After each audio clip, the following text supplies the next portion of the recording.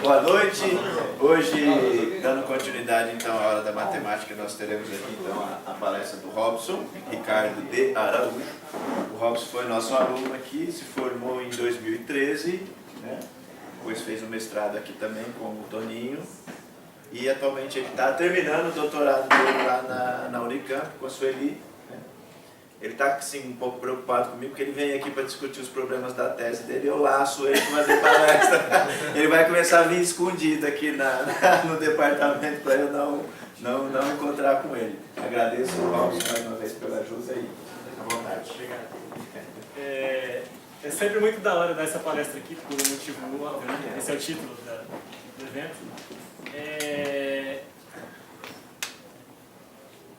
O que a gente vai falar aqui? Tá bom.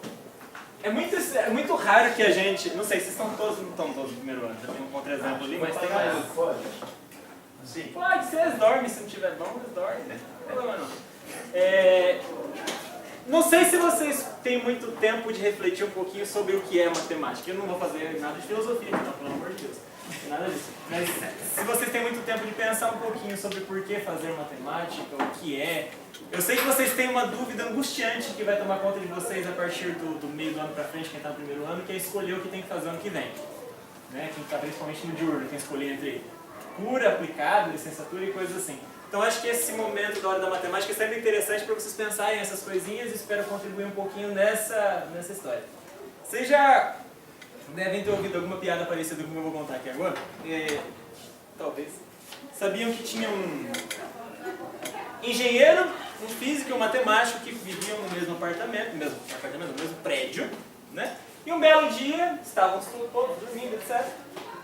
E aí começou a pegar fogo em determinado lugar.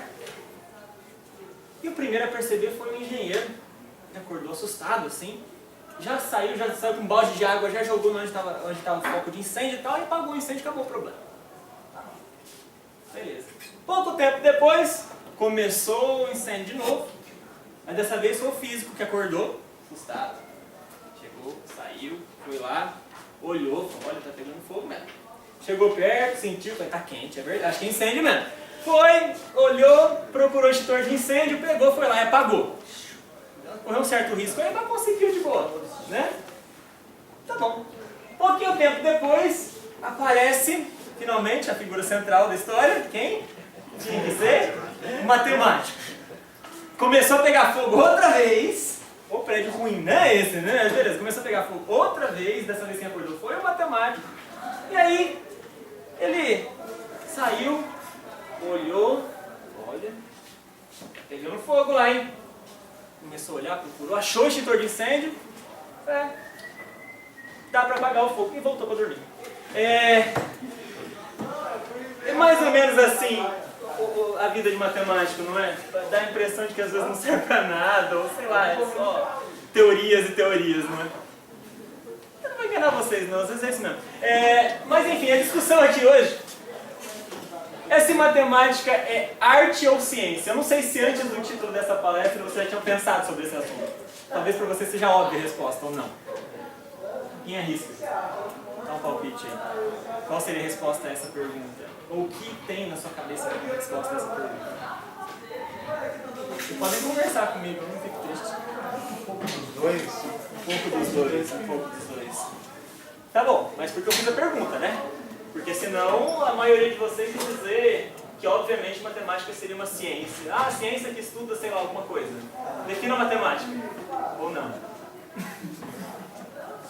Estuda o que, né? Estuda o que matemática estuda? Enfim, essa pergunta, a primeira vez que eu vi esse tipo de pergunta, eu me deparei com ela numa prova que eu fiz uma vez. Uma prova que eu fiz sobre... Era uma prova de inglês no mestrado. Aí tinha um texto sobre isso. E discorria sobre isso. E é uma questão interessante que muitos matemáticos ao longo dos anos se perguntam sobre isso. E a gente não faz esse tipo de discussão, acho que é legal. E a partir disso eu quero trazer algumas coisas que podem ser interessantes e explicar vocês aí. Não é uma palestra científica, tá? É uma palestra de divulgação, uma palestra de discussão, de blá blá blá mesmo, tá? Eu acho que vocês precisam disso de vez em quando. Primeira coisa, a dúvida geral é por que essa questão arte ou ciência? A pergunta é, a matemática ela é criada ou ela é provada, descoberta? Alguém se arrisca a conversar comigo um pouquinho agora? Para vocês, dá mais a impressão de que matemática é algo como física, química e biologia, que geralmente é uma descoberta de coisas que existem, já pré-existem? Ou será que matemática parece mais com música, com artes em geral, com pintura? Sei lá. E aí? Teatro? Eu jogo mais na arte. Hã? Eu jogo mais na arte. Ela é criada, então não existe alguma coisa? Tudo que saiu de matemática veio da nossa cabeça e pronto. Existe você criar. Hã? Ou é descoberta? Ou é descoberta? Já existia alguma coisa, a gente foi lá e descobriu isso. Já existia, a gente foi lá e descobriu. Ou a matemática fica descobrindo coisas. E aí? Tá bom. Que você acredita. É pra pensar mesmo, é pra pensar. É pra pensar um pouquinho. Pra ajudar nesse pensamento de vocês, eu vou colocar definições que eu descobri em bibliografias muito importantes, Wikipédia. Mas, deixa eu pular isso aqui, depois eu volto para isso aqui. O que é arte? O que é arte? Arte, do termo latim ars, significando técnica ou habilidade, pode ser entendida como uma atividade humana ligada às manifestações de ordem estética ou comunicativa, realizada por meio de uma grande variedade de linguagens, tais como arquitetura, desenho, escultura, pintura, escrita, música, dança, teatro, cinema, em suas variadas combinações. O processo criativo se dá a partir da percepção com o intuito de expressar emoções e ideias, objetivando um significado único e diferente para cada obra. Tá bom, eu sei que é só para a gente abstrair um pouquinho, porque é uma definição bem longa.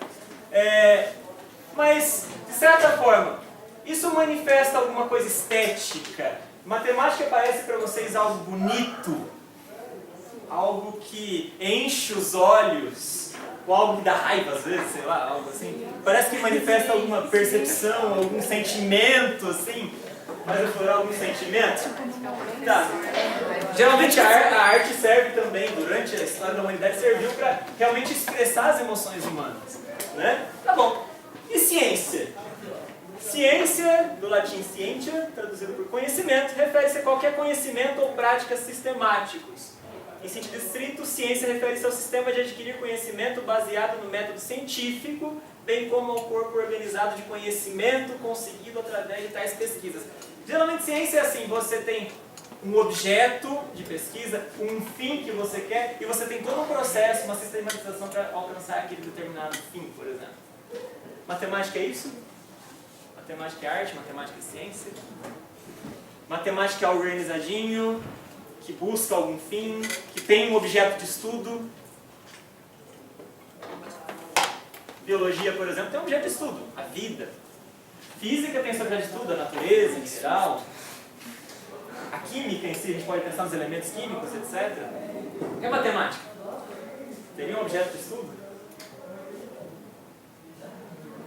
Uma coisa menos concreta, né? Vocês estão com medo de falar números, não é? Não deixa de ser Algo menos concreto. Números, talvez, ou objetivo. funções, por que não?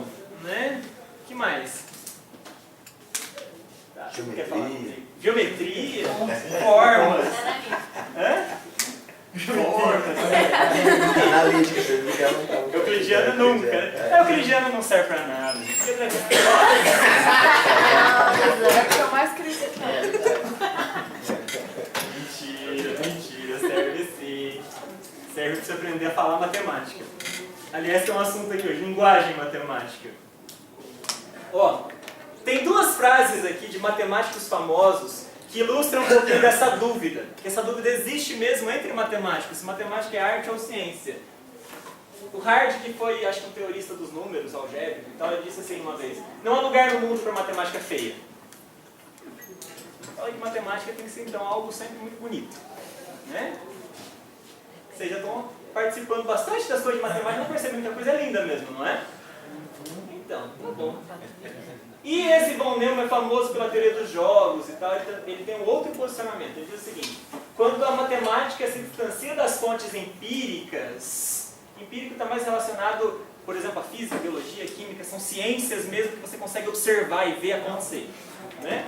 Ou mais ainda, se ela é apenas a segunda ou terceira geração indiretamente inspirada pelas ideias da realidade, tem que estar vinculada com a realidade, ela corre grandes perigos. Se a matemática se distancia dessa realidade, ela corre perigos.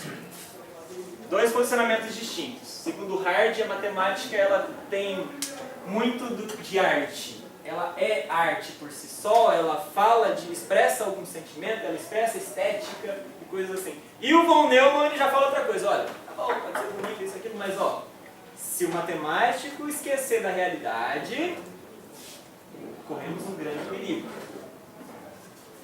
Para vocês terem uma noção de como é que essa discussão pode ser interessante. Bom, faltou definir matemática. Né? Essa definição não é do Wikipédia, é minha. Matemática estuda padrões e regularidades.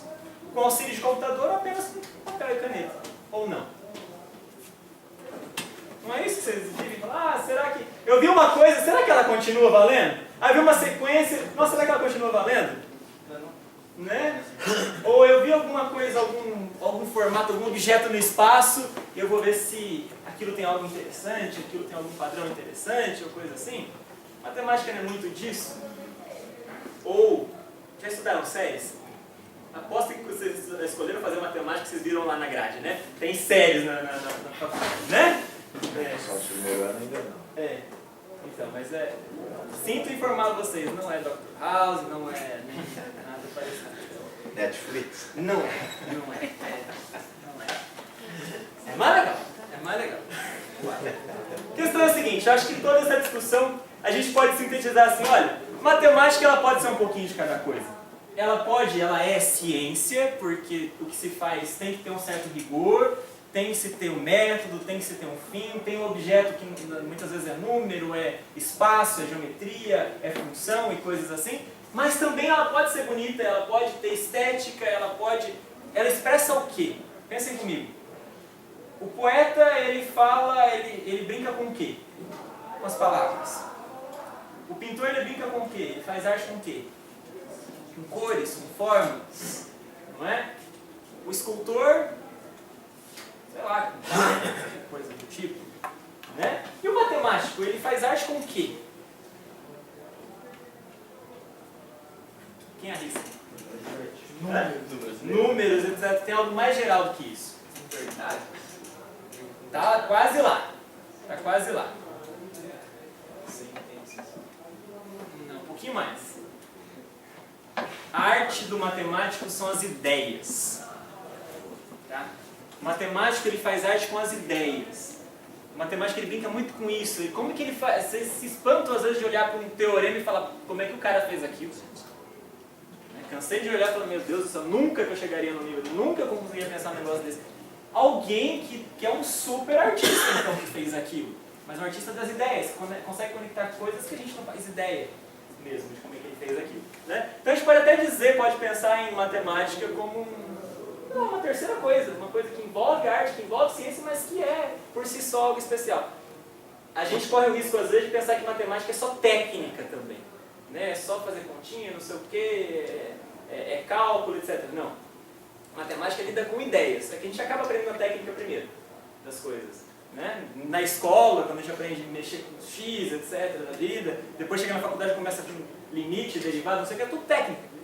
Mas está junto com ideias, tá junto, veio por algum motivo. Está junto com coisas muito mais interessantes. Tá? Então eu acho que para a gente pensar um pouquinho sobre isso. E eu gostaria de pensar num exemplo aqui para vocês, mas antes de jogar uma outra questão. Essa eu não vou responder.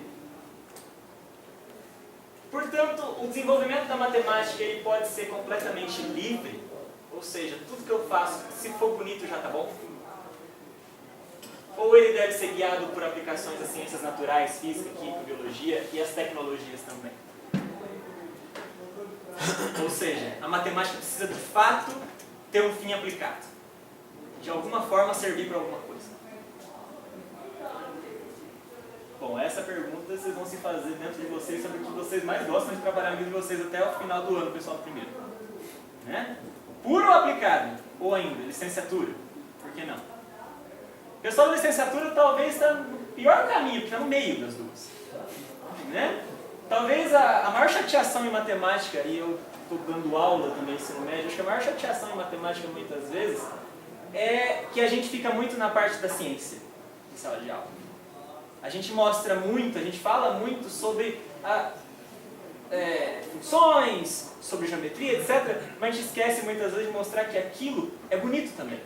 Que aquilo também tem algo de genialidade naquilo, que aquilo também tem uma estética legal. Então acho que falta um pouquinho de arte também. Então acho que é uma coisa também para quem vai escolher fazer licenciatura. Tá? Então é uma questão que acho que sempre caminha junto com tudo isso que eu falei até agora, né? Se matemática ela é arte ou se ela é ciência, ela serve mesmo para alguma coisa que vai mudar o mundo, ou se ela é simplesmente algo bonito que nos deixa felizes, ou ao contrário, né? Que nos faz, gostar mais da vida. Enfim, vou responder. Mas eu quero dar um exemplo, não sei que tempo que eu vou ter para fazer isso, mas vai dar tempo de fazer alguma coisa. Quero dar um exemplo disso tudo. Como é que matemática ela pode ser envolvida com arte e com ciência ao mesmo tempo? Como que ela pode se misturar com essas coisas? Numa coisa simples. Para que surgiu, por exemplo, eu vou chegar em coisas bem... Não vou entrar em detalhes de nada aqui, não quero desenvolver teorias de nada aqui, só um detalhe, uma coisinha nova para vocês aí, principalmente o pessoal que é novo. Tá? Mas, de onde vieram essas funções todas aí que a gente estuda, essas equações todas que a gente estuda aí? De onde vieram essas soluções bonitinhas? Vocês certamente já cansaram de ver na vida essa expressão. Ax² mais 3x mais 6 igual a zero, que é a equação de segundo grau. Mais do que isso, vocês sabem resolver. Acho que isso todo mundo sabe. Aqui. Né? Sabem que tem que usar essa expressãozinha aqui, que x é menos b, mais ou menos raiz de b² menos 4ac sobre 2a. E aliás, esse negócio aqui dentro vocês sabem chamar delta. Né? Tá bom. Só que, pergunto para vocês uma coisa. Isso aqui pode ter dois valores, não? Dependendo de quem está dentro da raiz, vocês também sabem que se o que está dentro da raiz é positivo, tem dois valores possíveis para o x. Se o que está dentro da raiz é zero, tem um só. E se é negativo, então não tem solução. Ou tem? Tem. Tem ou não tem? Tem. Bom, do jeito que eu disse, realmente não está errado o que eu disse, tá? Não tem solução real. Mas pode existir um mundo que não sejam os números reais, um pouco maior, em que isso tenha solução. Imagino que todo mundo sabe sobre isso, mas se não souber, tudo bem. Que são os números complexos. Nesse mundo existem duas soluções para isso. Mas isso surgiu do nada? Essa ideia surgiu quando? Como? Por quê? Tá. Essa ideia Bom, antes de eu comentar isso daqui. Essa ideia de resolver a equação de segundo grau, ela veio junto com a ideia de resolver a equação de primeiro grau, muito antigamente. Os babilônios já pensavam nesse problema por questões práticas. Tinha que resolver um problema lá que envolvesse testamento, ou que envolvesse terreno, ou coisas assim. Tá bom, então tinha que resolver. Geralmente envolvia equações de primeiro grau, lineares e não sei o quê. Ou de segundo grau, por que não? Área, vocês sabem que área de um terreno é uma equação de segundo grau, se vocês quiserem resolver assim.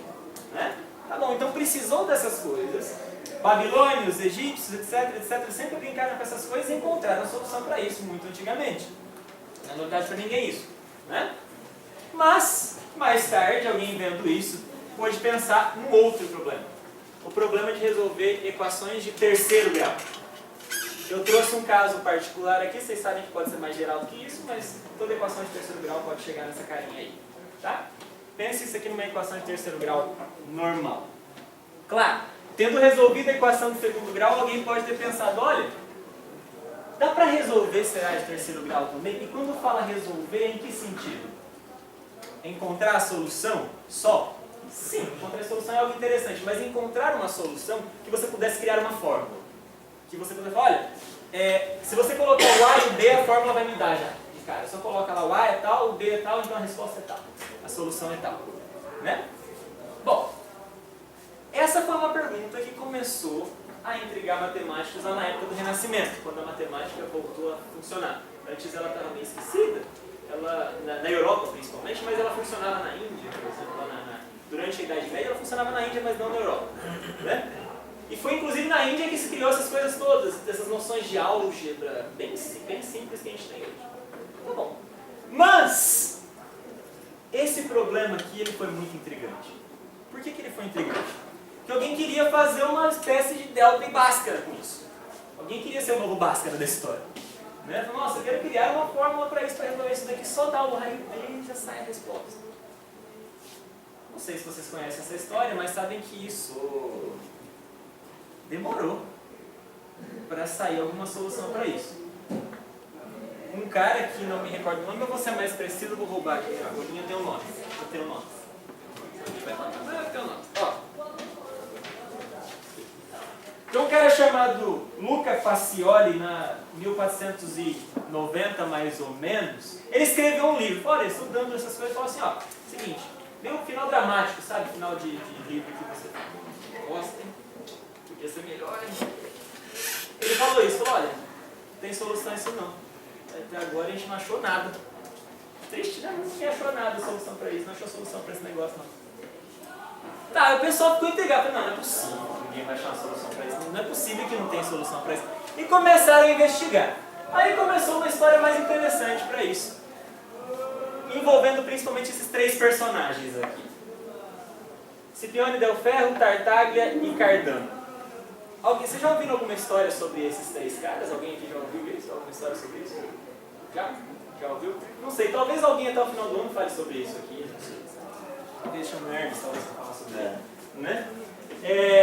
Mas eu vou dar uma resumida aqui, vou contar um pouco dessa história. A solução disso daqui estava complicadinha e tal. Até que esse cara aqui, o Del Ferro, ele era um professor numa faculdade de Bolonha. Tinha só, na época, 5 professores de matemática na universidade, então ele era um dos caras e ele, intrigado com o problema, foi e resolveu alguns casos, resolveu uns casos particulares disso aqui. Olha, em determinadas condições aqui eu tenho a solução para isso. Mas, diferente de hoje, o cara descobriu a solução e falou, beleza, é isso, vou dormir. Tchau, e deixou lá. E ficou. Ele tomava o café dele todos os dias, numa boa, a solução estava lá e ele não contou para ninguém. Né? Falou, tá bom. Não, hoje em dia a gente não faz mais assim. Não, hoje em dia você descobre alguma coisa, você sai direto para correr para publicar o negócio. Você começa a encher o saco do seu orientadora, para ler logo o negócio para a gente publicar, mas não, isso não está acontecendo comigo. Enfim, não dá. Enfim, mas ele guardou o negócio por um tempão, e até que ele entregou para 2 pessoas a cópia daquilo que ele tinha feito. Não publicou para ninguém, entregou para 2 pessoas. Para o genro dele, olha que ideia, né? Para o genro dele, e para um outro cara chamado Fiore. Fiore. Esse Fiore, ele era mais assim, mais espertinho. Ele pegou a solução dele e falou assim, na época era costume, em Bolonha, por exemplo, era costume do pessoal fazer, olha que estranho, né? O pessoal fazer rodinhas em praça pública, com gente importante, com governador, com gente poderosíssima e tal, para discutir matemática, para brigar matematicamente. O cara sentava lá fora. Tais problemas para você eu te dou, você me dá outros e a gente vai ver quem resolve primeiro. E tinha esse hábito em Bolonha, era bem assim mesmo. Conta a história que era bem assim, né? Divertido, né? E o Fiore, sabendo, isso dava repercussão, isso podia dar um bom emprego para eles, etc, etc.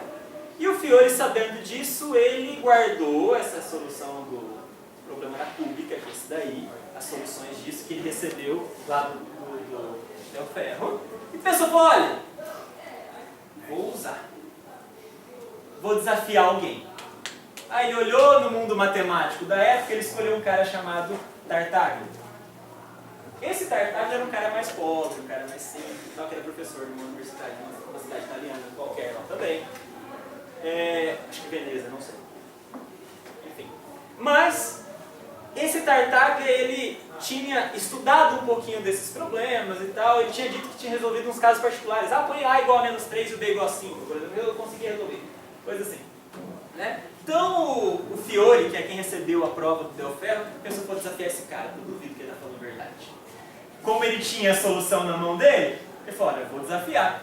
E eles fizeram esse desafio. Cada um tinha que dar 30 questões para o outro resolver. E o Fiore ele entregou para o Tartaglia 30 questões e todas iguaizinhas, do tipo que o Del Ferro tinha ensinado ele a resolver. Né? Iguaizinhas. Ó, esse aqui vai demorar a eternidade para resolver. E o Tartaglia entregou outras 30 para ele. Só que o Tartaglia resolveu em 2 horas todos os problemas.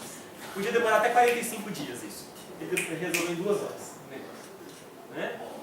Oh, mas ué, como? O que tinha acontecido? O Tartaglia, exatamente uma semana antes, tinha descoberto não só essa fórmula, sozinho, ele mesmo conseguiu descobrir essa fórmula e outras. Essas outras fez com que ele criasse questões diferentes para o Fiore, que o Fiore não sabia resolver. Sabe aquela história de colar em prova? Então, é isso. É mais ou menos isso. Tartaglia sabia a matéria, o Fiore não. Né? Variou um pouquinho lá, mexeu um pouquinho nos números, o Fiore não sabia brincar mais. Né? Bom, o que aconteceu? O Tartaglia ganhou a brincadeira toda, ficou hiper famoso na época, ficou famoso na Itália, que era o centro da época do acontecimento. E a fama dele correu até que esse outro cara, o terceiro, o Cardano, ficou sabendo disso. Esse Cardano era um médico, hiper famoso e tal, mas que gostava muito de matemática e ele queria escrever um livro sobre matemática. Ele estava escrevendo um livro de matemática e ele queria colocar nesse livro a solução da cuca. Ele queria colocar no livro a solução da cuca. Então o que ele fez? Ele mandou um mensageiro atrás do Tartaglia e falou: olha, me dá a solução da cuca lá para colocar no meu livro, eu coloco seus créditos e tal.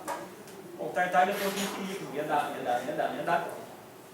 E ficou trocando mensagem, até que uma hora o Cardano chamou de novo, deu algumas promessas, falou: vem aqui para minha cidade. O Tartaglia foi, caiu no ponto dele, ia conhecer alguém importante lá e tal. O Tartaglia foi conversar com o Cardano, e aí diz a história, alguns dizem, que o Cardano teria dito para ele: olha, me dá a sua prova, que eu prometo para você que eu não vou publicar de jeito nenhum, em nome de Jesus Cristo, etc, não vou publicar de jeito nenhum, nem agora, nem depois que eu morrer eu vou mandar queimar ou coisa assim. Isso é a história que o Tartaglia conta. Né? Já o Cardano tinha um discípulo, né? Uma espécie de discípulo dele, não fugiu o nome aqui agora, mas eu não sei se essas folhinhas servem para isso. Ferrari. Ele tinha um discípulo, uma espécie de sei lá, alguém que sempre andava com ele, sabe? Mas o cara inteligente. O Cardano, ele era astuto, esperto. O cara que compilava as coisas, mas não era tão inteligente assim. O Ferrari era o cara que pensava para ele. Né? E esse Ferrari diz uma outra coisa. Ele fala: não, o Tartaglia entregou numa boa as soluções para o Cardano, não foi assim. Então a gente até hoje não sabe qual é a verdadeira versão da história. Né? Ou não se sabe exatamente qual é, por mais que a do Tartaglia faça mais sentido. Bom, o que aconteceu? O Cardano publicou? Não, ele teve uma outra genialidade. Ele lembrou que essa história surgiu no Del Ferro. E aí ele foi atrás do genro do Del Ferro, que também tinha solução, de um caso particular. E esse Fiore e o Ferrari, que era o discípulo do Cardano, os dois, foram juntos atrás de buscar essa solução lá com o genro do Del Ferro. E ele passou, numa boa. E aí o Cardano falou: bom, agora eu sei, agora eu posso publicar numa boa. E publicou, meio que livre de consciência, sabe? Falar: não, agora eu sei a solução independente do Tartaglia e tal. E o Ferrari também era espertinho, conseguiu fazer algumas coisas a mais. Fez só, não só a cúbica, como também a quarta. O Ferrari fez um monte de coisa em relação a x a quarta, por exemplo, e coisa assim. E publicou num livro famosíssimo chamado Ars Magna. Ars Magna. Aliás, Ars é arte. Era um livro de matemática que tinha tipo arte nas coisas. Né? Tá. E o Cardano publicou isso, que foi um belo de um livro, uma coisa bem interessante, que tinha a solução da cúbica. Né? Tartaglia ficou puto da vida, permita as expressões. Ele ficou muito bravo com essa história, com isso, né? Na hora que ele descobriu. E ele foi acusar o Cardano e tal, mas aí ele começou a brigar com o Ferrari. Não vou me delongar na história, mas ele começou a brigar com o Ferrari, trocando cartas e tal, até que eles marcaram um duelo e o Ferrari ganhou o novo duelo. Então aí o Tartaglia acabou com toda a fama que ele tinha e tudo mais, enfim. Mas ele soube resolver. Ficou famoso, mas ele soube resolver. E o Cardano, no final, depois que ele tinha publicado o livro, ele não queria nem saber. Ele ficou: não quero brigar mais com ninguém, não publiquei, né? Enfim, isso tudo para dizer para vocês que, olha, durante o Renascimento a coisa foi tensa para estudar esse negócio. Com qual finalidade? Nenhuma. simplesmente por que sim. Porque sim. Finalidade não. Tá bom, tinha reputação, tinha umas coisas do ego humano. Né? Tudo bem, não é nada bem exatamente. Tinha um ego humano envolvido na história aí. Mas não era nada que podia dar fruto. Falar, olha, aplicado. Hoje a gente sabe, nossa, tudo está relacionado com volume. Pode ter alguma aplicação, sim. Mas na época não era bem essa a preocupação em si. Claro, qual foi a próxima ideia genial? Qual foi a próxima ideia? Depois da quadrática, da cúbica, da quartica, qual foi a próxima ideia genial? A quíntica. Mas antes de falar da quíntica, eu quero comentar já o que essa discussão à toa gerou. Essa discussão sem finalidade nenhuma gerou. A criação dos números complexos. O pessoal já sabia resolver a equação de segundo grau, mas não se preocupava muito com a questão das raízes negativas, de números negativos. Mas, quando alguém ia resolver aquela equação cúbica, por meio das fórmulas, queria chegar em uma solução. Porque você sabe que a cúbica tem uma solução real. E o pessoal queria chegar naquela solução. E de vez em quando aparecia duas ali, que parecia que eram complexas, né? A gente sabe que são complexas, às vezes podia ser reais também, às vezes são complexas. E o Cardano, o pessoal que estudou essas coisas, falou, não, isso é só um negócio para atrapalhar a gente. Ignoraram esses fatos. Até que o tal de Bombelli olhou e falou, não, peraí, isso não é à toa. Esse negócio é interessante. Passar por essas raízes de números negativos não é só alguma coisa estranha aí que está atrapalhando. Não, pode ser uma coisa nova. E a partir daí surgiram os números complexos. A partir dessa discussão toda, veio à tona os números complexos, publicado, por exemplo, de início nesse trabalho. Números complexos, a priori para a gente é só isso aqui, né? Raiz de menos 1. Não sei se funciona, mas enfim, eu não escrevo muito aqui, vamos ver. Para a gente ia raiz de menos 1, só isso. Ou um conjunto de números da forma A mais BI. Se fosse só isso, seria muito pouco. Só um conjunto de números da forma A mais BI. A grande graça dessa história e tudo que foi descoberto é esse A mais BI pode ser relacionado com outro A mais BI. A gente pode fazer operações com isso. A gente pode somar, a gente pode multiplicar. E isso tem uma interpretação geométrica. Se aparecer aqui, aparecer. Isso tem uma interpretação geométrica que depende de coisas tipo seno e cosseno, que coisa mais legal, né? Tem uma interpretação geométrica, dá para fazer continha, dá para criar todo mundo novo, que não é só número, que não é só algo a mais do que os reais. Veio uma interpretação geométrica para os reais. Olha, os reais é uma reta. Raios complexos, então. Tá bom, o I é a outra reta. E se você fazer o parzinho, você tem todos os complexos. Ah, que genial. Legal. Então isso daqui é aquilo que aparecia lá na equação cúbica, aquelas soluções que apareciam estranhas. Então elas realmente são números que existem? São. Sem problema nenhum. Ah, tá bom. E o que isso me leva? Tá. Isso me leva, por exemplo, ao teorema fundamental da álgebra.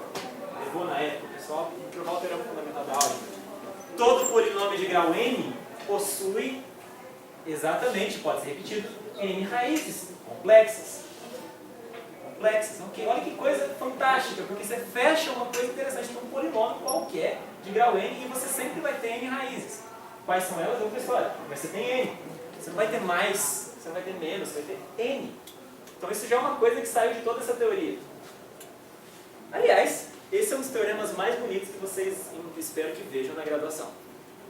Não, estou vendo agora. Estou vendo. Tá bom, mas a questão é ver a prova. Entender por que isso é verdade. Vocês vão ter curso de álgebra ano que vem. O pessoal do primeiro ano, o pessoal que já passou, já viu, né? No curso de álgebra vocês não vão ver isso. Não vão ver a prova disso. Provavelmente. Só se for com emoção. Não vão ver a prova disso. Né? Eu acho que todo mundo vai ver isso, mas num curso chamado Variáveis Complexas, alguma variação disso. Funções analíticas, variáveis complexas e coisas assim. Funções de variável complexa e tal. Que é uma das áreas que saiu, que surgiu, junto com essa história toda dos números complexos. Se criou uma área nova, sabe esse negócio que vocês estão vendo de limite, derivado, integral, etc? Se pôde pensar no mundo dos complexos. E se criou uma teoria muito, mas muito rica em volta disso. Uma teoria muito rica que até hoje dá muitos frutos em volta disso, tá? Que é chamada análise complexa, por exemplo, tá? Enfim, essas coisas todas nasceram simplesmente do nada, por motivo nenhum, mas dá hoje margem a coisas, a teorias muito profundas. Até agora eu só falei de teoria. Tudo bem, não, matemática por ela mesma, só teoria bonita, teoria fantástica, fantástica, tem um pouco de arte aí na minha frase, né? Porque você falar que alguma coisa bonita é legal, que é arte, né? Tá, beleza. Mas, seguindo, eu tenho 10 minutos ainda, tenho 10 minutos, até 18. Tá. Como eu dizia, depois de resolver a cúbica, a quártica, o grande problema foi a quíntica. O que se sabia? O que se saiu de consequência de toda aquela discussão da cúbica? Que tinha 5 raízes. O pessoal sabia, ó, já tem 5 raízes. Quais são? Não sei. Né? Tá, mas a questão de quais são é, de novo, dá para criar um Bhaskara, né? Um Bhaskara da cúbica, da quíntica? Dá para escrever uma expressão que a solução dependa só de A e B ou dos outros coeficientes da equação quíntica? Também está na forma reduzida. Tá? Será que dá para criar uma fórmula? Olha, as soluções são tais, dependem só dos coeficientes, A e B, por exemplo? Bom, essa foi uma outra questão. Deu para resolver da cúbica, deu para resolver da quártica, da quíntica vai dar também. Vai ter trabalho, mas vai dar também. O pessoal começou a tentar aplicar de novo as mesmas teorias que foi usada para a cúbica. Viu que não começou a sair. Aí, quem tentou brincar com isso? Leibniz tentou brincar com isso. Não conseguiu. Lagrange tentou brincar com isso. Também não conseguiu. Eu marquei os outros nomes aqui porque eu preciso dizer isso. Vocês precisam saber disso. É conhecimento à toa, mas é verdade. Bizu brincou com isso e não conseguiu. Já ouviram Bizu? Euler já brincou com isso e não conseguiu. E os caras que realmente sabiam matemática, manjavam pra caramba, até hoje a gente cita e fala das coisas sensacionais que eles fizeram, não sabiam resolver esse negócio. Então, um problema, né? Só pode. Tá. Até que alguém teve a genialidade de pensar. Talvez a gente não esteja conseguindo porque não dá. Né? Talvez não dá para achar uma fórmula só com os coeficientes da quíntica que resolve o problema. X é igual a tanto, depende só do A e B. Talvez não dê. Alguém escreveu isso. Nossa, o cara que escreveu isso, me fugiu o nome, agora não interessa também, mas o cara escreveu isso, fez um artigo enorme, não sei o quê, mandou para as grandes mentes da época e os caras ignoraram o artigo dele. Não. É brilhante essa ideia, é legal discutir que a quíntica pode não ter solução, que não era uma ideia que passava pela cabeça deles. Pode ser que a quíntica não tenha solução, pode ser, é verdade, mas não liam o artigo dele, menosprezavam e tal. Esse cara realmente, eu não estou dizendo o nome dele porque realmente ele não foi tão importante assim, porque realmente a prova dele estava um pouquinho errada. Mas a ideia foi boa, de pensar que podia não ter solução. Isso para eles era talvez improvável. Como alguma coisa pode não ter solução? Né? E vejam que era uma coisa muito abstrata. Não é falar que a quíntica não tinha solução. Falar, não tem x que satisfaça a situação. Não, tem 5. Tem solução. A questão é, eu não consigo escrever uma fórmula que dependa só de A e B para achar essas soluções. Igual tem do Bhaskara, delta, por exemplo, que a gente faz. E você fala, nossa, mas como é que prova então esse negócio? Como é que faz para provar que não existe um negócio desse? Será que é verdade que não existe? E aí é que entra a grande arte da história. Caras que têm uma inteligência acima do normal. Tipo Galois. Abel está aqui porque ele não pode ser esquecido nesses créditos, mas a questão que eu quero falar aqui é o Galois. Esse cara é tipo o Einstein dos nossos tempos. A gente sabe que o Einstein mudou completamente, revolucionou completamente a física. Né? Mas o Galois talvez tenha tido um papel similar a esse na matemática. Os outros também foram grandes, mas o Galois em particular fez algo incrível. Mas incrível mesmo, bonito. Né? Tem toda uma história do Galois, eu não vou contar, histórias dramáticas. Os dois têm histórias dramáticas. Os dois tiveram uma vida péssima. Né? Mas a vida de matemática não é fácil. A deles é muito pior. Morreu cedo, esse coitado, com 26 anos, eu acho. Não sei, alguma coisa assim. Né? Enfim. Mas o Galois, ele conseguiu, moral da história, provar o quê? Que a quíntica não tem solução dependendo dos coeficientes da equação. Não dá para resolver ela igual a gente faz com Bhaskara para a equação de segundo grau.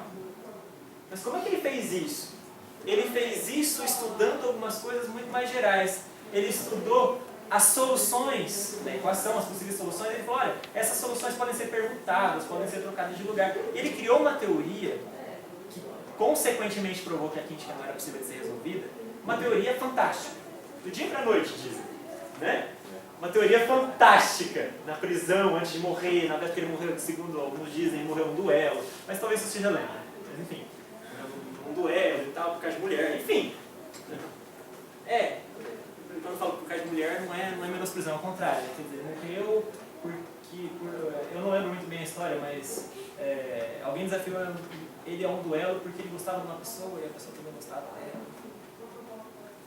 Fim dramático, né? Mas o Galois, e o que importa é que antes de morrer, na noite antes de morrer, dizem que ele provou toda essa teoria. Né? Ele não fez bonitinho como a gente aprende hoje, mas ele fez o que era principal, que era desenvolver a chamada teoria de Galois hoje em dia. A gente chama de teoria de Galois. Deixou as ideias. A teoria de Galois é algo fantástico, não é tão fácil de ser aprendida, mas é completamente coerente, completamente bonito, tem resultados assim, extraordinários. E uma consequência muito interessante, não dá para resolver a quíntica mas nenhum polinômio está aí para frente. Tá? Não dá para resolver mais nenhum polinômio apenas com os coeficientes deles. Não dá para fazer mais Bhaskara de grau 5 para frente. Só tinha de 2, 3 e 4. Bom, 1, 2, 3 e 4. Tudo isso é consequência da teoria que esse cara desenvolveu. Tá? Quem for fazer matemática pura vai ter um curso de teoria de Galois, não sei exatamente até onde vai isso, mas é quarto ou terceiro ano. Quarto ano. Mas eu não sei exatamente até onde que vai a teoria dada no curso. Prova, né? O famoso teorema da correspondência de Galois, que estuda coisas assim. Não dá nem para eu descrever o que ele fez aqui agora, porque envolve conceitos muito abstratos que a maioria de vocês aqui ainda não viu. Corpo, anel e coisas assim. Mas eu vou falar rapidamente, mas muito rapidamente, de um negócio que veio de todos esses estudos, a chamada teoria de grupos. De toda essa discussão, vejam, sobre a quíntica e tudo mais, do Galois e do Abel, nasceu uma teoria chamada teoria de grupos. O que é um grupo? Tá bom, essa eu defino rápido para vocês e fácil. Grupo é isso aqui. Ó. Grupo é um sistema que tem duas coisas. Um conjunto de números e uma operação. Uma operação. Pode ser mais, pode ser vezes, pode ser igual, o que você quiser. Um conjunto, pode ser reais, inteiros, etc. E uma operação. E essa operação você tem que satisfazer 4 características. Primeiro, quando você pega 2 elementos desse conjunto e você faz essa operação, esse novo elemento é um elemento que está nesse conjunto. Nem sempre isso acontece. Imagina que você está no mundo dos inteiros. Mundo dos inteiros? Não. Imagina que você multiplica, por exemplo... Não estou lembrando nem do exemplo agora. Naturais com subtração. Naturais com subtração. Você pega 3 e 4. Quanto que dá 3 menos 4? Menos 1. Menos 1 é um número natural? Não. Então isso nem sempre acontece. Os números naturais são exemplos de uma coisa que não é grupo, por exemplo. Tá? E tem mais 3 propriedades. Aquela questão da associatividade, que é passar o parênteses, sabe? Existência de elemento neutro, aquela coisa que você opera com ele e não acontece nada. Sabe quando você soma alguma coisa com zero? Daquela coisa? Não acontece nada. Sabe quando você multiplica por 1? Não acontece nada. Esse acontecer nada é o que a gente chama de elemento neutro. E a principal ideia? Elemento simétrico. Aquela coisa, aquele número que você multiplica pelo outro e que dá o nada, dá aquele elemento neutro. Exemplo, quanto dá quando você multiplica 2 por meio? 1, que é um elemento neutro. Né? Se você faz 3 menos 3, ou 3 mais menos 3, é o quê? 0. É aquele número que você opera com ele e dá o elemento neutro que a gente definiu assim. Enfim, eu sei que é um pouco abstrato, mas esse é um conceito que o pessoal vê no segundo ano de grupo, logo no comecinho. Parece bobinho até. Por mais que vocês olhem agora e falem, nossa, é meio chato, né? Porque só tem letras. Né? Tá, mas isso aqui é uma coisa simples até, dentro de matemática. E que tem um potencial que ninguém imaginava. Essa definição, essa sistematização aqui veio a partir das ideias do Galois, não foi ele que fez, mas a partir das ideias dele se criou uma teoria em cima disso. Para dar um exemplo só, eu vou ter que pular os outros exemplos, mas... Imagina, por exemplo, que isso aqui você tem a imagem do corpo humano. E você pega essa imagem e você gire. Por exemplo, você pega essa imagem e gire ela. Quando eu falo é imagem, é espelhar a imagem. Tá? Eu espelho a imagem, por exemplo. Não é virar o cara, é espelhar a imagem. Tá? Quando você faz isso, eu posso falar que isso é uma reflexão, por exemplo. Né? Então, por exemplo, o cara está aqui, eu faço uma reflexão com ele. O que vai acontecer? Vai dar a mesma imagem, praticamente. mas eu fiz alguma coisa. Não aconteceu nada, mas eu fiz alguma coisa. Né? Ah, mas se eu aplicar a reflexão de novo, volta como era antes. Sabe? Essa brincadeira, deixar a imagem como está e aplicar uma reflexão, são dois elementos de um conjunto. E se eu aplicar a operação, faça uma coisa depois da outra, eu tenho um grupo. Tem um grupo que faz assim, olha, não faço nada, como não faço nada, não faço nada. Não faço nada com uma reflexão, então eu fiz uma reflexão. Não faço, aliás, faço uma reflexão, depois não faço nada, eu fiz uma reflexão. Fiz uma reflexão, depois fiz de novo, voltei no que era antes. Sabe, isso é grupo, isso é teoria de grupo, é você fazer operações e você ter algo, e você trabalhar dentro daquele conjunto com uma operação, tá? Pela falta de tempo eu não vou fazer outros dois exemplos que eu tenho aqui, são bonitinhos vocês. Mais exemplos de grupos que vocês devem conhecer sem saber que são. Inteiros com soma, racionais, reais, complexos com soma, reais e complexos sem o zero de multiplicação, matrizes, que foi a grande novidade, matrizes com a multiplicação, matrizes com a soma, são exemplos de coisas que você pode tratar como grupos, coisas que vocês aprenderam em um passado qualquer e não sabia que tinha uma relação tão forte com estruturas matemáticas. Tá bom, e só para fechar, eu acho que meu tempo já deu. Já, 2 minutos eu fecho. Por que eu falei sobre tudo isso e por que eu comecei falar sobre equações? Por que isso entrou no tema? Porque tudo isso, a busca por solução de uma equação tontinha, tipo cúbica, levou a uma criação de coisas muito bonitas, tipo números complexos, tipo teorema fundamental da álgebra e teorias belíssimas. Tá bom. Disso veio o questionamento, olha como resolver a quíntica. Ah, não dá. Disso saiu uma teoria enorme, chamada teoria de Galois, que também é belíssima. E saiu também uma teoria chamada teoria de grupos. Teoria de grupos. Que talvez o exemplo que eu dei foi para ilustrar para vocês que isso tem muito a ver com simetria. Essa teoria de grupos, ela expressa matematicamente um conceito que se fala há muitos e muitos e muitos séculos, que é a simetria. Essa imagem que é a Escola de Atenas, de 1511. Ela é simétrica, a gente não precisa nem definir para vocês simetria, vocês sabem que ela é bonitinha, né? Simétrica. Tá bom, dá para você interpretar isso também matematicamente, pensando, olha, isso aqui talvez poderia ser entendido como linguagem de grupos. Alguém pensou nessa simetria? Tá bom. Se você olhar para essa frase, essa não, essa é chata de falar. Garota em biquíni olhando garota, descobre garota olhando biquíni e garota. O que isso tem de extraordinário? Hã? Se alguém lê de trás para frente, é a mesma frase. Acabei de refletir uma frase, de fazer ela ser lida de trás para frente. É simétrica. As palavras também podem ser simétricas. Tipo essa daqui, subir no ônibus. Você deve ter visto essa. Lê de trás para frente. Subir no ônibus. Tá bom. Né? Mesma coisa. Tá bom, fora o acento ali. Né? Tudo bem, subir no ônibus. Tá bom.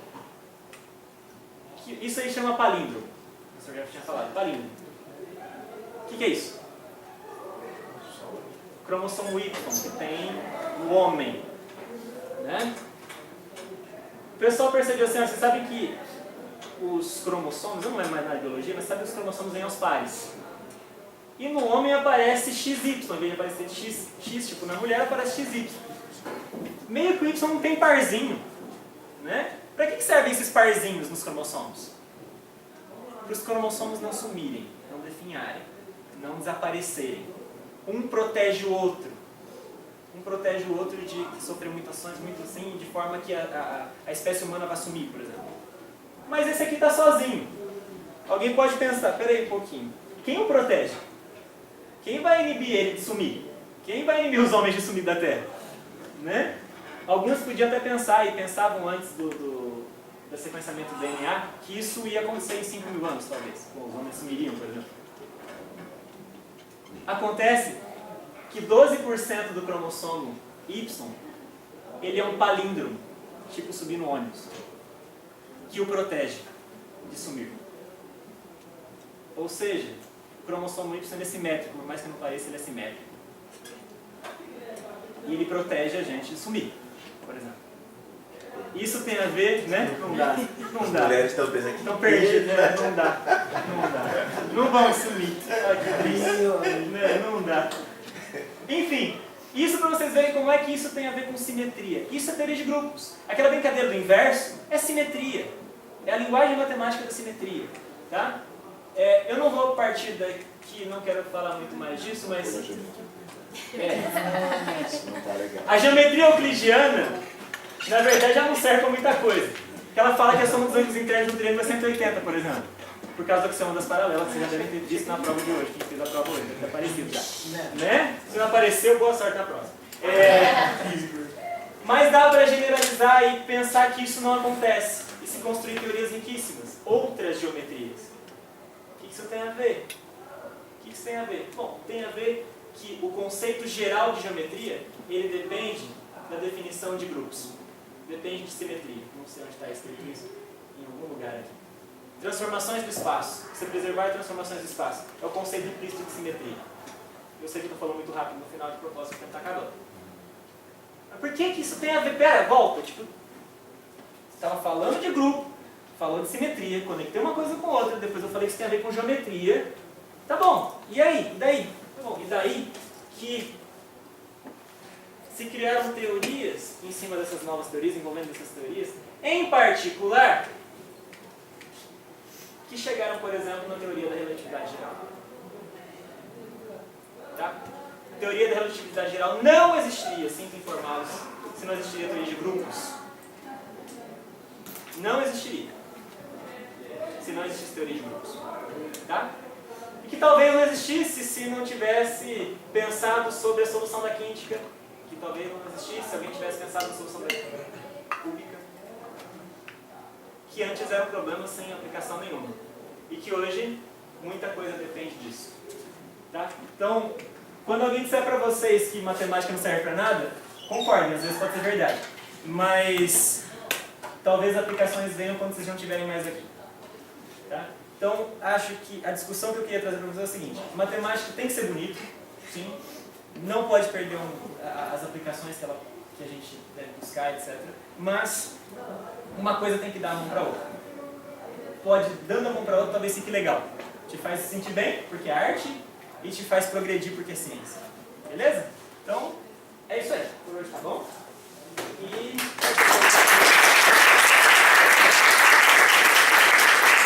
para quem ficou curioso, tem muito mais discussão sobre isso, por exemplo, neste livro. Não foi a base que eu usei para fazer a palestra, mas em grande parte foi. Chama A Equação que Ninguém Conseguia Resolver, Mário Lívio.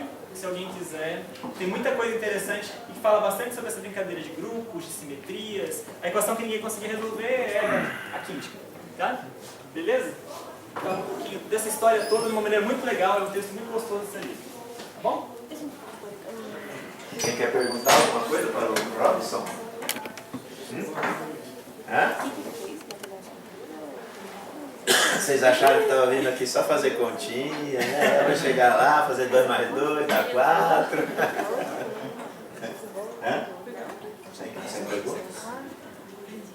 Eu não gosto de dar palestras sobre ciência numa situação como essa. Tá? Então, se alguém quiser saber o que eu estudo ou coisa assim, aí num próximo momento, num outro ambiente, a gente discute. Mas o que você fez? Licenciatura? Bacharelado? Eu fiz bacharelado puro, fiz matemática pura aqui, né? Depois fiz o mestrado e durante o começo do doutorado eu fiz a complementação da licenciatura. Numa faculdade em São Paulo, ninguém nem conhece o nome. Eu assisti algumas aulas lá, mas saí com licenciatura. Mas eu fiz bacharelado puro. Para poder dar aula. Para poder dar aula.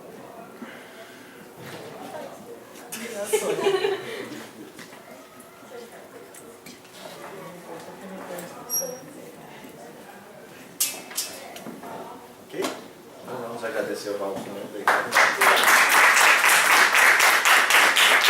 Voltamos semana que vem.